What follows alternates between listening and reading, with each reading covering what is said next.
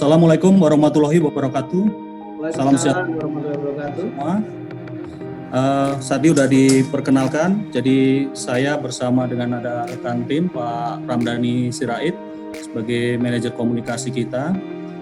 Pertama-tama mengucapkan terima kasih atas kesempatan yang diberikan dari tim majalah Tambang untuk bisa sharing sekaligus kita juga bisa belajar nanti dari site-site lain ataupun juga ada feedback atau input dari peserta baik itu dari perusahaan ataupun dari pihak-pihak lain yang bisa memberikan hasanah atau tentunya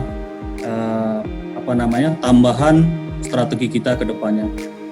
Baik, kami dari PT Nusa Halmahera Minerals untuk kaitannya dengan penanggulangan COVID-19 dan lebih khusus lagi untuk di area site dan bagaimana juga persiapan kita untuk ketika menghadapi new normal hal yang baru.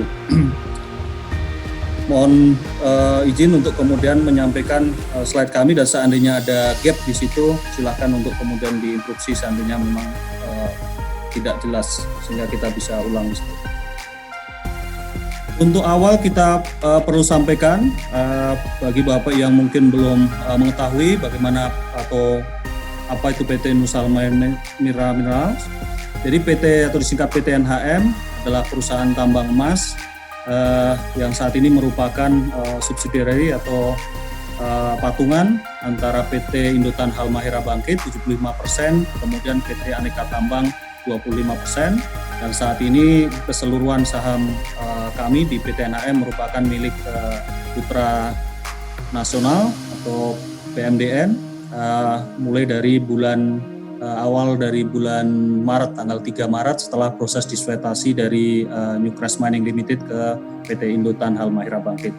Tambang kita berlokasi di Indonesia Timur, tepatnya di Pulau Halmahera, jadi di bagian agak tengah ya, Pulau Halmahera Utara.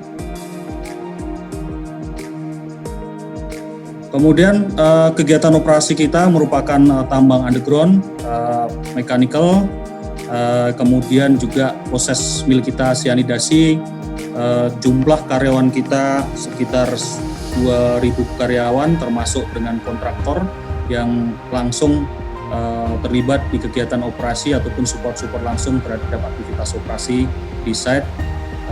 Sebagian besar adalah di site termasuk kemudian di satelit office baik itu Manado, Ternate maupun di Jakarta. Ini adalah sedikit ilustrasi tentang kegiatan mill kita. Oke, kita langsung ke mengenai penanggulangan COVID di PT NHM.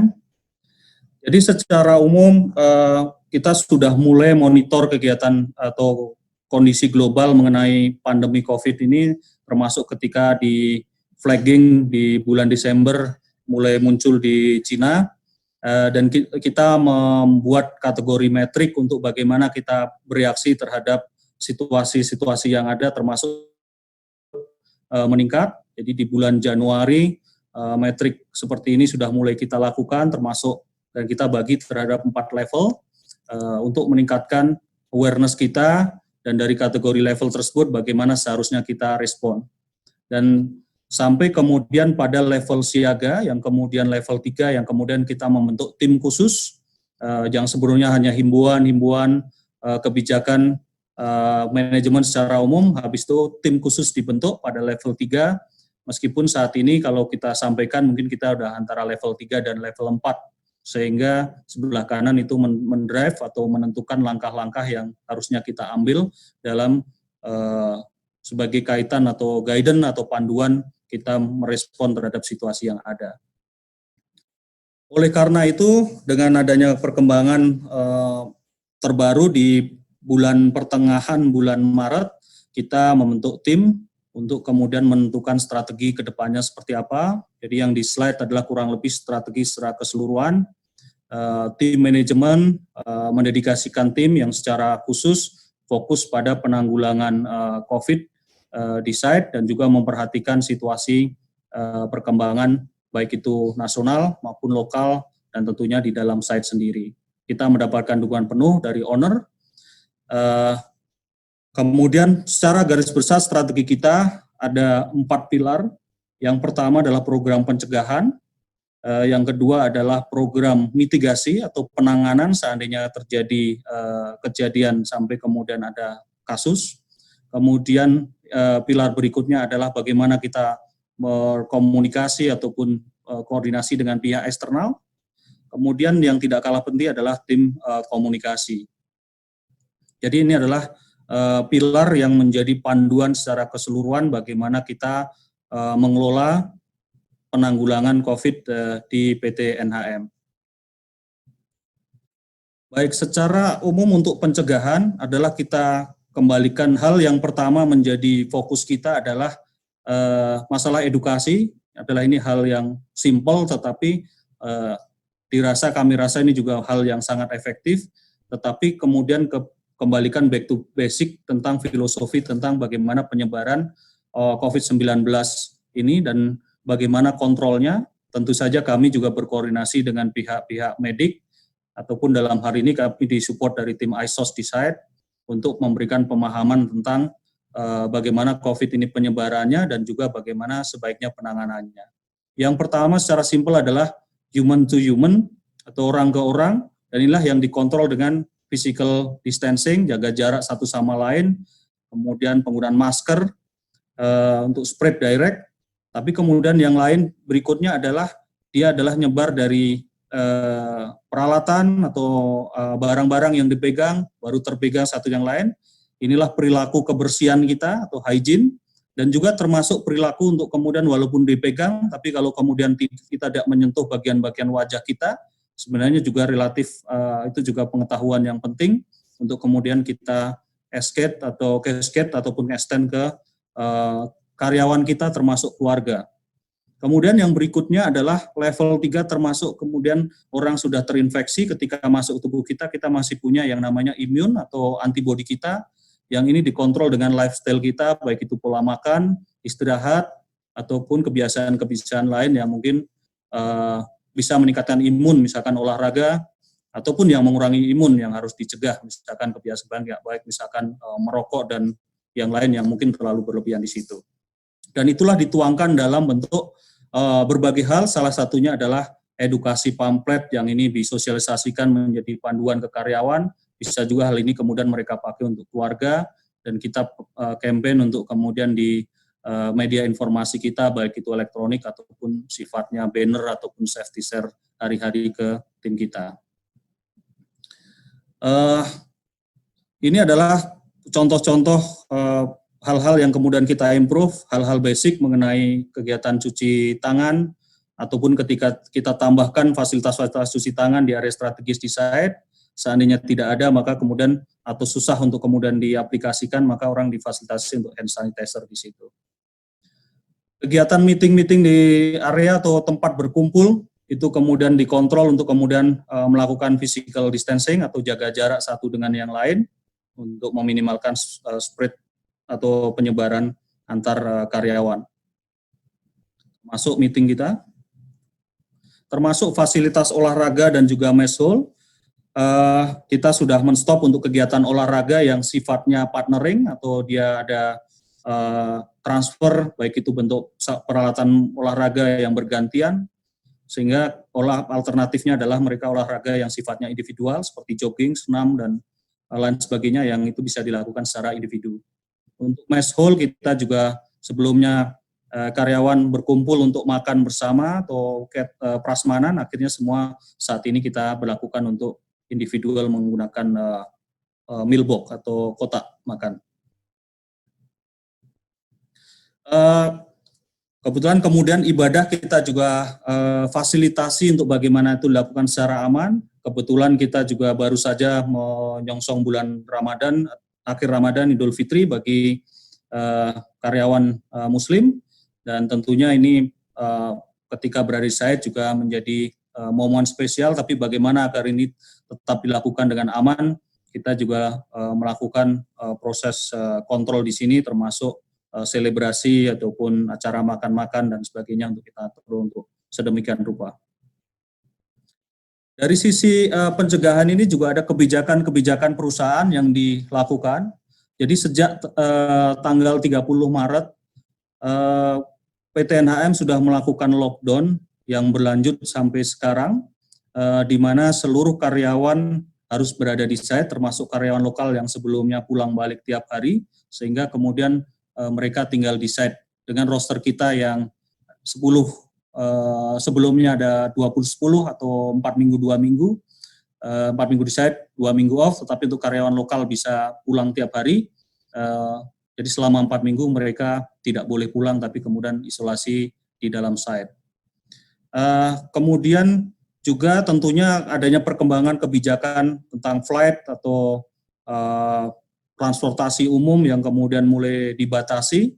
Itu kemudian roster kita juga kita lakukan perubahan yang sebelum 42 menjadi 84, meskipun karena kemudian ada pengaturan lagi bisa lebih lama lagi, makanya tentunya pengaturan roster dan fatigue day kita lakukan di site.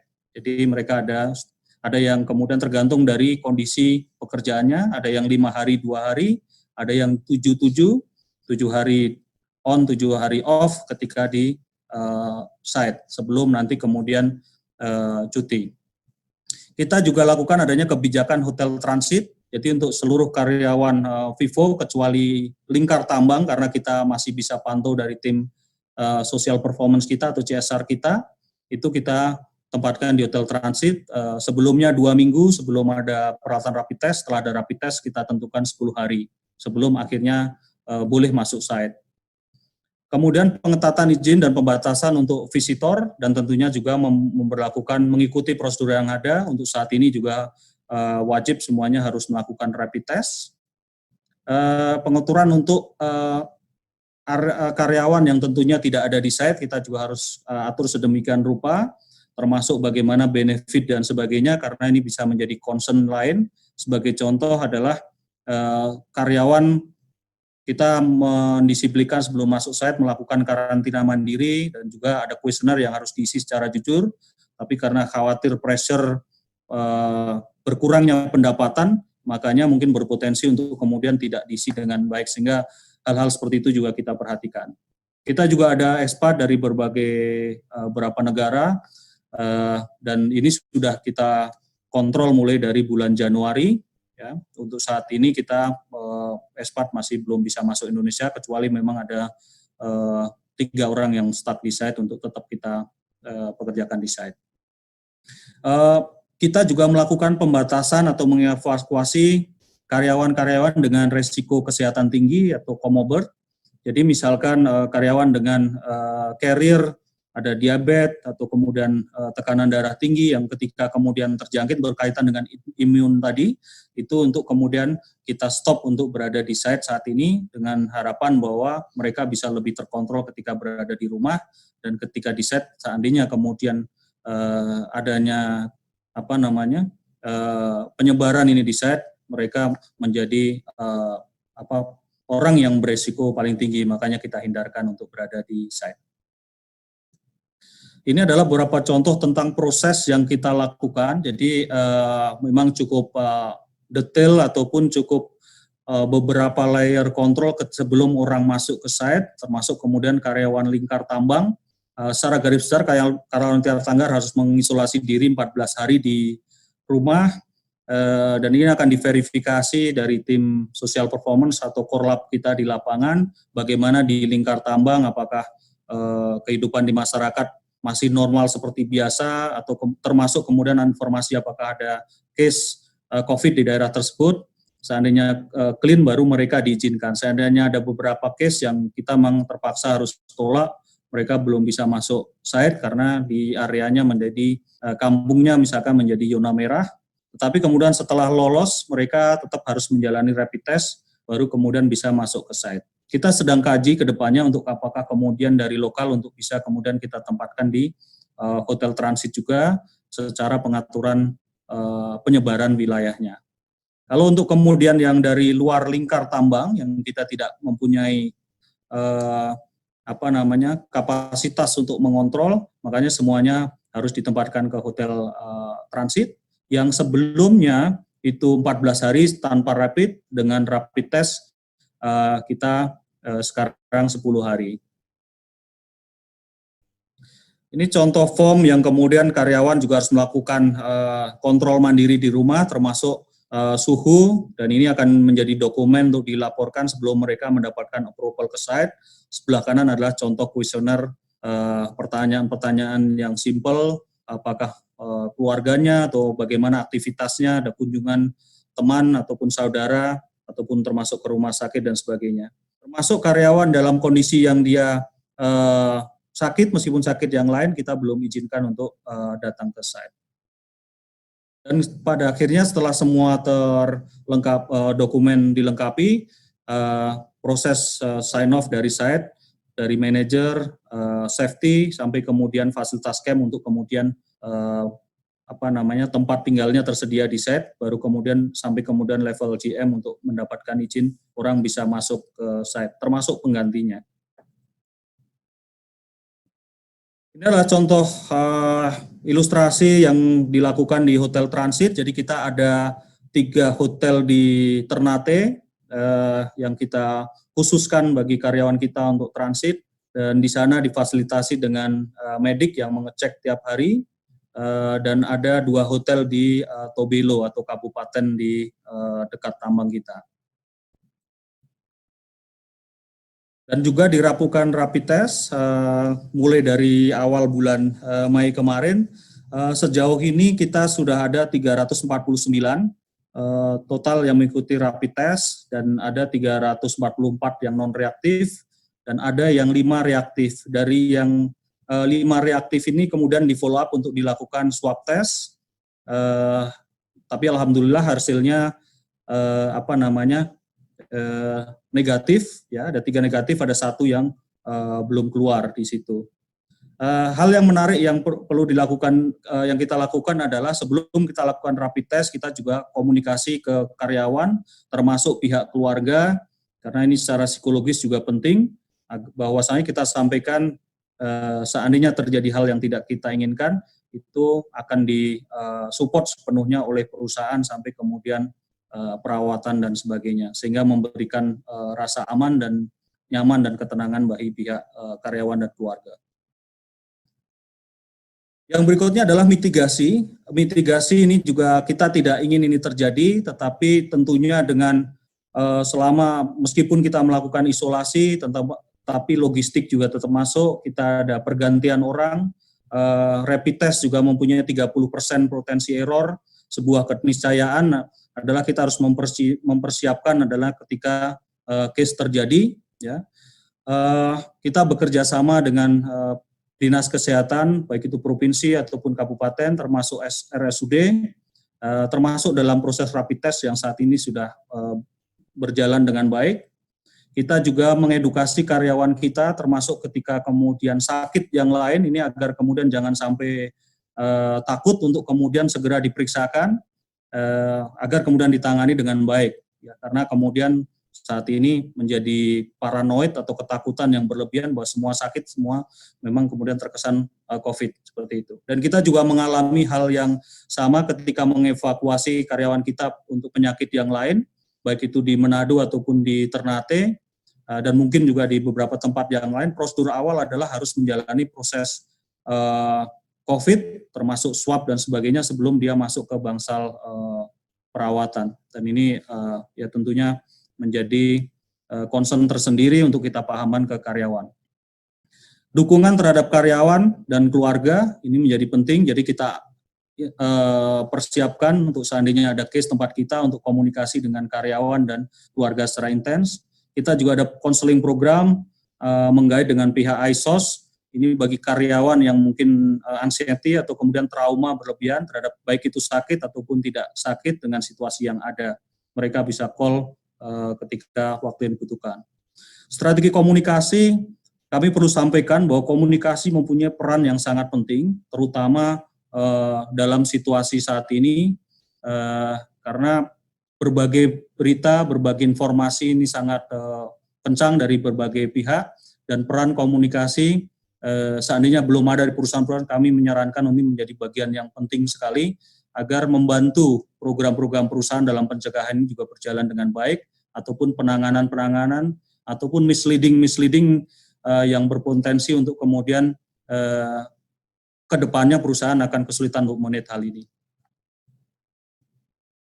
Ini adalah ilustrasi ataupun kemudian drill yang kita lakukan di awal-awal untuk bagaimana kita mengevakuasi seandainya ada karyawan kita yang terjangkit COVID-19 ini. Tadi saya sampaikan mengenai komunikasi, kita ada komunikasi internal, bagaimana bagian dari edukasi tersebut, termasuk kemudian perkembangan kebijakan-kebijakan dari pemerintah, pusat, daerah, ataupun kemudian lokal, untuk memberikan pemahaman bahwa informasi perubahan ini sangat kencang sekali atau perubahannya sangat cepat sekali. Sebagai contoh misalkan kebijakan transportasi yang kemudian diblok di awal Mei, kemudian dibuka sedikit, tapi kemudian juga kenyataannya juga tidak selancar yang dibayangkan. Kita mengalami hal contoh real di daerah Manado itu untuk mendapatkan kartu kuning untuk keluar dari daerahnya sangat ketat sekali, sampai terakhir harus kita ada karyawan yang 3 kali gagal setelah rapid testnya berhasil hanya karena proses berputar-putar di administrasi, baik itu harus dinas kesehatan, KKP, kemudian balik lagi sampai ke RSUD dan sebagainya, yang mungkin ini bisa saja berubah-berubah di berbagai tempat, termasuk misalkan Jakarta, Balikpapan, Sumbawa Barat. Saat ini karyawan kita yang rencananya akan keluar harus melakukan PCR seperti itu. Nah, ini pentingnya untuk kemudian komunikasi, mendapat informasi dari eksternal untuk bagaimana dipahamkan ke karyawan kita. Termasuk ada merespon berita-berita hoax tentang penyebaran COVID atau case dan lain sebagainya yang bisa menyesatkan pihak karyawan. Ini juga menjadi tugas kritikal dari tim komunikasi. Dari eksternal tentunya untuk mengengage komunikasi dengan stakeholder terkait, termasuk dengan media, dan juga pemantauan media-media sosial dari luar, dan juga yang paling penting adalah ketika terjadi case di tempat kita, bagaimana agar ini dikelola dengan baik, bahwa perusahaan tambang tentunya kadang-kadang menjadi pihak yang paling lemah untuk kemudian mengontrol kondisinya dengan berbagai tekanan dari pihak lain. Makanya kita juga harus mempunyai strategi untuk bagaimana agar hal-hal yang terjadi di dalam ataupun di eksternal bisa terkelola sebaik mungkin untuk kita memberikan informasi secepatnya dan seakurat mungkin.